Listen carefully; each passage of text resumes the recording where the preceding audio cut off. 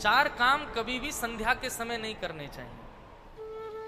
चार कामों को करने के लिए निषेध बताया गया है। वैसे तो एक बात बताएं, सारे काम निषेध हैं संध्या के समय पर, केवल हरिस्मरण करना चाहिए। संध्या के समय मतलब सुबह के जब समय मिल रहा हो और शाम को जब दिन डूब रहा हो, रात्रि काल प्रारंभ होने वाला हो, इन दोनों संध्याओं के समय पर ऐसा कहते हैं कि श्री महादेव अपने समस्त गणों के साथ, पार्वती जी के साथ विचरण करते हैं। और उस समय जो ध्यान में बैठा हो, जो कथा श्रवण कर रहा हो, जो जप कर रहा हो, जो इस प्रकार भगवत आराधन में हो, उससे महादेव प्रसन्न हो जाते हैं।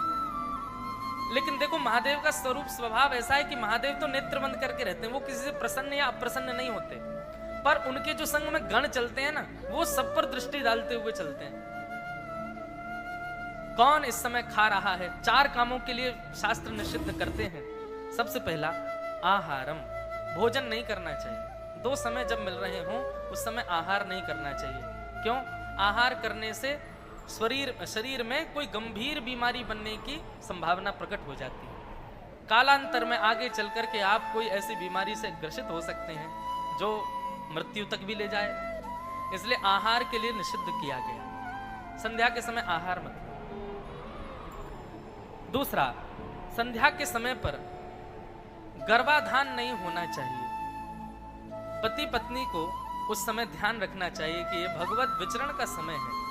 उस समय किसी भी प्रकार का यह भाव उत्पन्न ना हो, नहीं तो होने वाली जो संतान होगी वो या तो अत्यंत रोग से ग्रसित रहेगी या फिर उसके अंदर दैत्य या दानवों जैसी बुद्धि हो जाएगी। वो बड़े होकर के फिर दैत्य दानवों जैसा स्वभाव व्यवहार करने लग जाएगा, आपके वश में नहीं रहेगा। संध्या के समय पर इसलिए ध्यान रखना चाहिए। तीसरा, संध्या काल में जब दो समय मिल रहे हो तब सोना नहीं चाहिए, निद्रा। क्यों?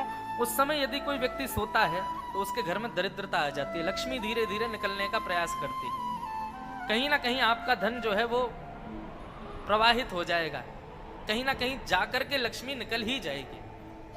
इसलिए संध्या के समय पर शयन नहीं करना चाहिए, सोना नहीं चाहिए। और अंतिम बताया स्वाध्याय, स्वयं अध्ययन, यह भी संध्या काल में नहीं करना चाहिए, नहीं तो पढ़े हुए विषय की विस्मृति हो जाती है। पढ़ा हुआ विषय जो है वो विस्मृत हो जाता है। अब यहां पर एक बात मन में आती है कि स्वाध्याय में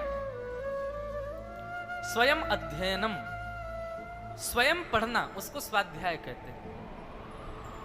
पर गुरुजनों के द्वारा बताए गए विषय का मनन करना, उसके लिए छूट है। गुरुदेव ने आपको कोई विषय पढ़ाया है, गुरुदेव ने आपको कोई विषय सिखाया है, उसका मनन चिंतन आप कर सकते हैं। पर स्वाध्याय, नया विषय नहीं पढ़ना चाहिए संध्या काल में। कोई नया विषय यदि आप पढ़ेंगे तो वो जल्दी विस्मृत हो जाएगा, आप भूल जाओगे उसे। तो इन चार कामों के लिए शास्त्र निषिद्ध करते हैं संध्या काल में। पर ये चार काम ही नहीं, कोई भी नहीं काम करना चाहिए। संध्या के समय पर केवल हरिस्मरण करना चाहिए, हरि भजन करना चाहिए। नहीं तो शिव गण आपको देख लेंगे किसी कार्य को करते हुए, तो निश्चित है कि आपके ऊपर उस समय कोई ना कोई फिर वो क्रोध करके कुछ ना कुछ कर सकते हैं। इसलिए नहीं करना चाहिए। आप मन में सोचो कि चलो कुछ नहीं करना, खाली पीली बैठे फोन तो चला ही सकते हैं, नहीं, वो भी नहीं करना है। इन चार कामों को करने का जो पाप लगता है वो सारा पाप लग जाएगा संध्या काल में केवल फोन चलाने से। बंधुओं, एक और बात, जो लोग कथा में फोन प्रयोग करते हैं, फोन इस्तेमाल करते हैं, वो लोग भी सावधान रहा करो। जिनको कार्य करता गण हैं, जिनको कार्य में लगा, व्यवस्था में लगे, उनके लिए छूट है। पर कई लोग ऐसे वेले बैठे रहते हैं कथा में, उन्होंने इतनी कथा सुन ली है कि उनको अब ये रहता है कि अब क्या करना है सुन के, तो फिर फोन नीचे खोल करके वो लगे रहते।